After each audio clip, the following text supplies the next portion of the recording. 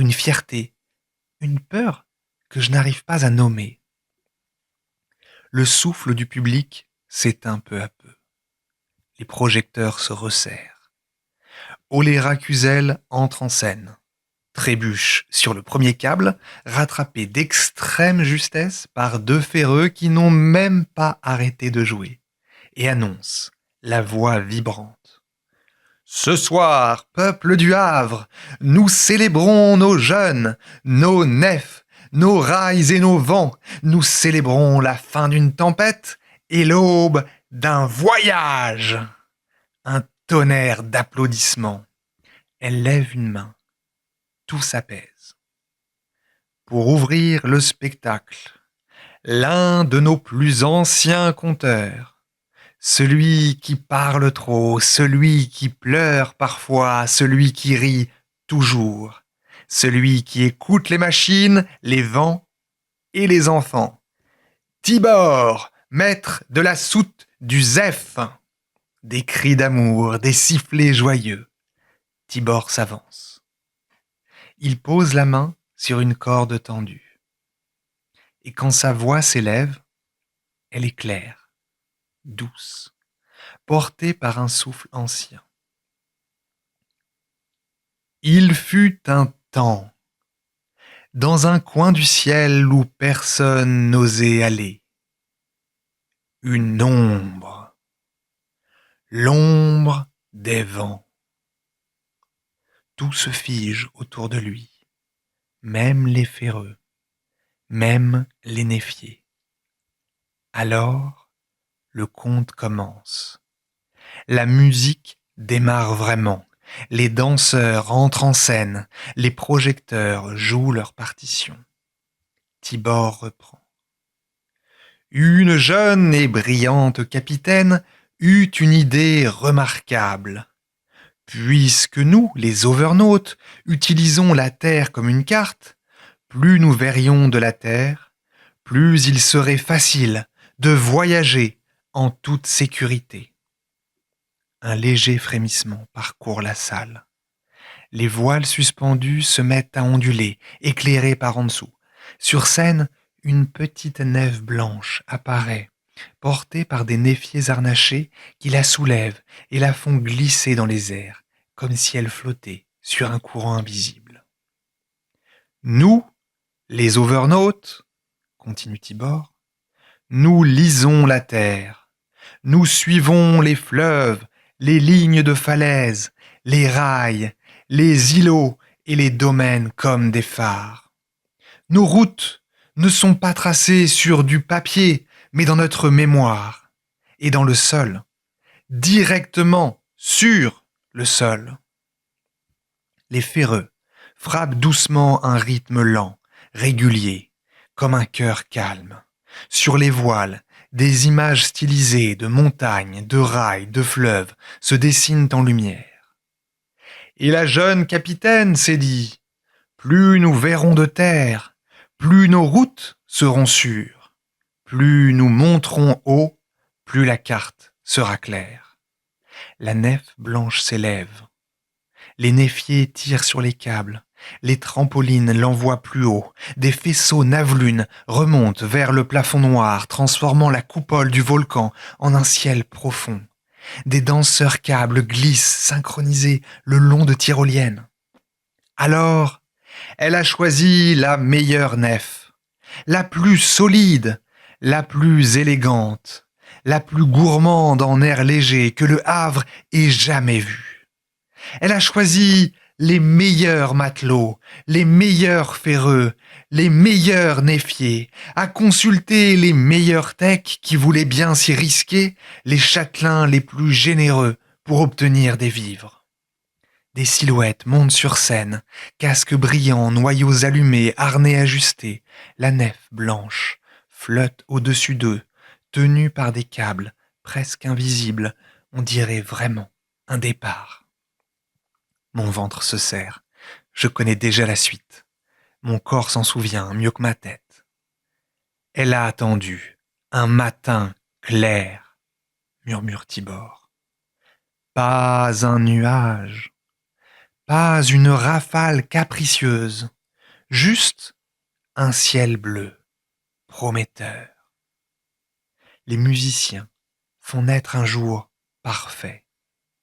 Cordes lumineuses, souffle doux, les voiles prennent une couleur pâle, presque blanche.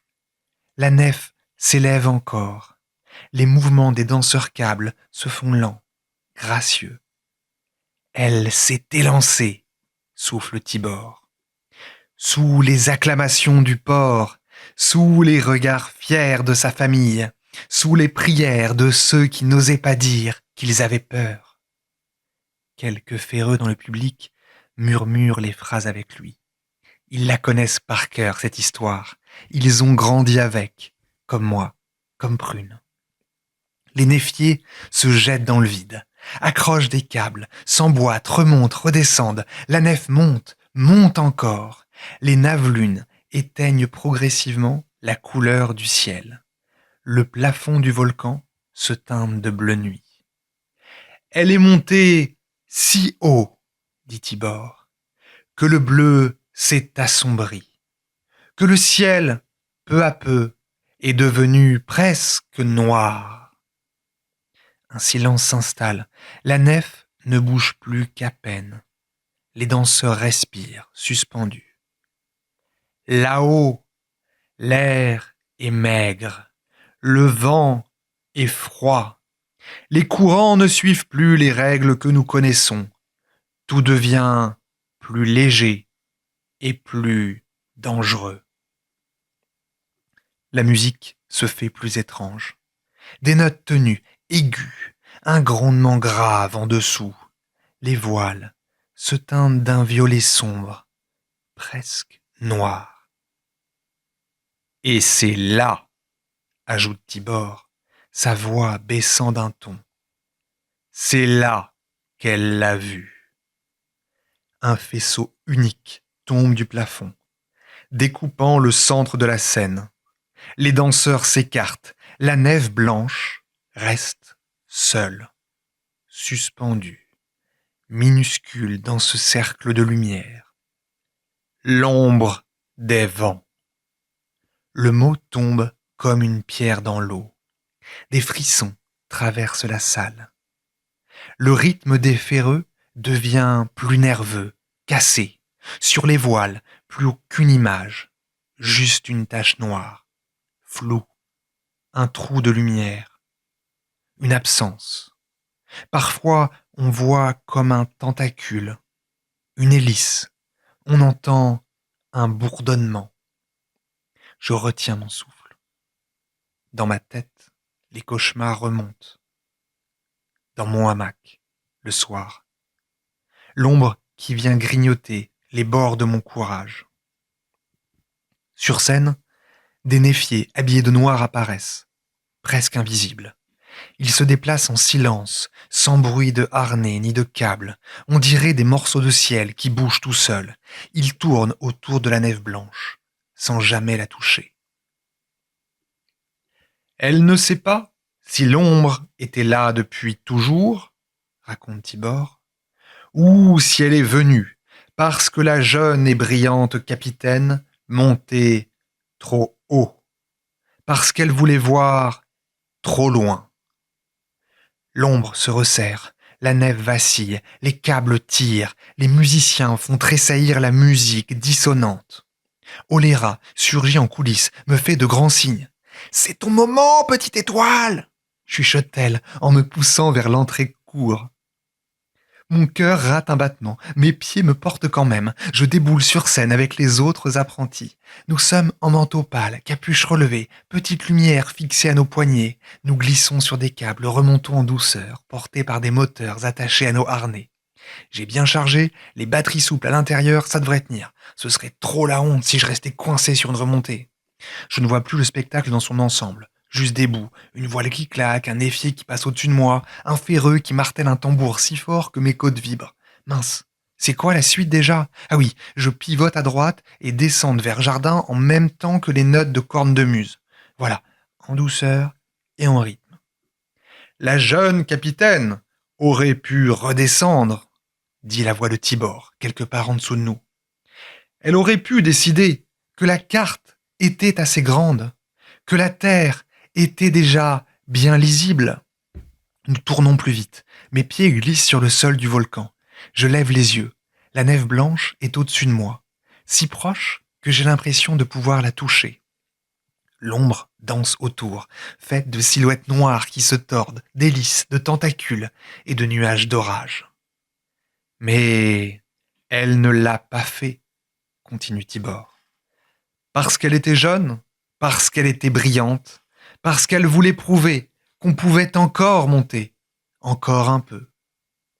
Une partie de moi hurle « Redescends !» L'autre retient son souffle. Les instruments grondent. Des coups de multisax résonnent comme des avertissements. Les navelunes projettent sur les voiles une terre qui rétrécit, qui devient minuscule. Je me retrouve à genoux, comme prévu dans la chorégraphie, les bras tendus vers le ciel. Autour de moi, les autres enfants font pareil. Nous incarnons les voix du port, les visages qu'on laisse derrière soi. En théorie, c'était drôle en répétition. Là, j'ai les larmes aux yeux. Alors, elle a demandé plus de puissance, plus de souffle, raconte Tibor. Elle a tiré sur tout ce qu'elle avait. Sur scène, la nef blanche se gonfle, les câbles craquent, les musiciens jouent plus fort, plus vite. L'ombre, elle, ne fait pas de bruit. Elle évoque des rafales, des trous d'air. Les néfiers noirs plongent, remontent, coupent les trajectoires, un peu comme ce qui s'est passé avec la cuve B6, mais en pire, en beaucoup, beaucoup plus haut. L'ombre, dit Tibor, n'est pas méchante. Elle est ce qu'elle est. Une frontière, une limite dans le ciel. Elle garde un secret que nous ne sommes pas encore prêts à regarder en face. Je sens une main m'attraper par le harnais, me faire tourner sur moi-même. Je joue mon rôle, une bourrasque de plus, un coup de vent qui emporte un morceau de lumière. Mais mon cœur bat comme si moi aussi j'étais en train de grimper trop haut. J'ai fini mon rôle. Je suis sorti de scène. Ouf. Oléra me fait de grands gestes pour me féliciter. Je crois qu'elle est en train de renverser une partie de sa boisson sur son harnais, mais elle ne s'en rend pas compte. J'essaye de lui faire comprendre par geste. Ah, elle croit que je la félicite aussi. Tant pis ou tant mieux. Mince, j'ai raté un bout du combat. Certains disent que l'ombre a déchiré la nef, poursuit Tibor. D'autres qu'elle l'a simplement cachée. Un silence brutal. Les instruments s'arrêtent net. Les néfiers noirs se figent. La nef blanche s'éteint, plongée dans l'obscurité totale. La salle entière retient sa respiration. Je n'entends plus que ma propre voix dans ma tête. Ne tombe pas, ne tombe pas, ne tombe pas, jeune et brillante capitaine. Une seule lumière revient, minuscule, au centre. Un projecteur isolé sur la silhouette de Tibor, toujours là, main posée sur la corde. Ce qu'on sait, dit-il doucement, c'est qu'on n'a jamais revu la nef, ni son équipage, ni la jeune et brillante capitaine. Un léger murmure parcourt les gradins. C'est la partie que je déteste, celle que je connais trop bien. Mais parfois, ajoute-t-il, quand le ciel est très sombre, quand les vents s'affolent sans raison, quand nos navelunes se brouillent alors qu'elles fonctionnaient parfaitement, au-dessus de nos têtes, les voiles deviennent soudain un ciel d'orage. Des éclairs de lumière blanche courent comme des serpents. Les musiciens jouent à peine un frisson de notes. Les néfiers noirs réapparaissent, cette fois suspendus très haut, presque au niveau du plafond. Certains jurent voir une silhouette de nef se battre dans les nuages. Une petite nef stylisée, À peine un contour de lumière se dessine sur la voûte. Elle vacille, tourne, encaisse un choc invisible. L'ombre, elle, n'est plus visible, juste des trous dans les éclairs, des zones où la lumière refuse d'entrer. Ils disent tous que la jeune et brillante capitaine lutte encore, là-haut. Qu'elle discute avec l'ombre, qu'elle négocie avec elle, souffle après souffle, pour que nous puissions continuer à voler. Une chaleur étrange me gagne. Ce n'est plus seulement de la peur, c'est autre chose. Une sorte de respect, malgré moi, pour cette silhouette que je n'ai jamais vue et qui est pourtant là depuis toujours dans les contes de grand-père. Alors, conclut Tibor, certains pensent que l'ombre des vents est un monstre, d'autres un gardien. Moi, il marque une pause, un vrai silence. Même les enfants sur scène bougent à peine. Moi, je pense quelle est la question qu'on ne doit jamais oublier de se poser quand on veut monter plus haut. Les mots se déposent dans la salle, comme des grains de sable. Je n'ai jamais entendu cette fin-là.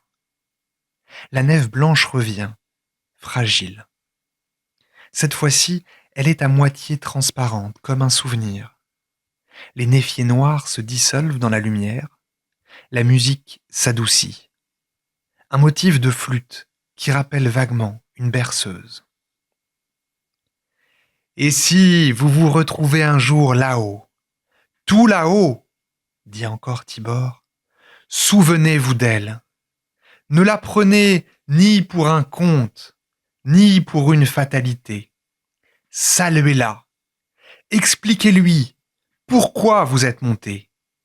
Et surtout, soyez prêts à redescendre.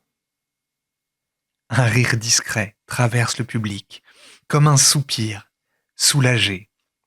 Le tableau final se fige, des néfiers suspendus comme des étoiles, des ferreux debout, instruments levés, et sur les voiles, une ligne de lumière qui ressemble étrangement au tracé d'un fleuve vu de très haut. La salle explose en applaudissements, des cris, des sifflets, des Tibor, des bravos. Prune me rejoint en courant depuis l'autre côté de la scène, me prend les mains, tourne sur elle-même. T'as vu, c'était incroyable, rit-elle. Je souris, mais à l'intérieur, quelque chose a bougé. L'ombre des vents n'est plus seulement le monstre de mes cauchemars, elle est devenue une possibilité, une frontière que quelqu'un, un jour, devra négocier pour de vrai. Sur le côté, Tibor salue, modeste, alors que tout le volcan hurle son nom. Sa moustache frétille. Il a l'air heureux, vraiment heureux. Je ne le sais pas encore, mais ce soir-là, c'est peut-être la dernière fois que je le vois sur scène. Et sans le comprendre entièrement, au milieu du vacarme et des acclamations, je me fais une promesse silencieuse. Si un jour je croise l'ombre des vents, je monterai assez haut pour lui parler, et je trouverai un moyen de revenir.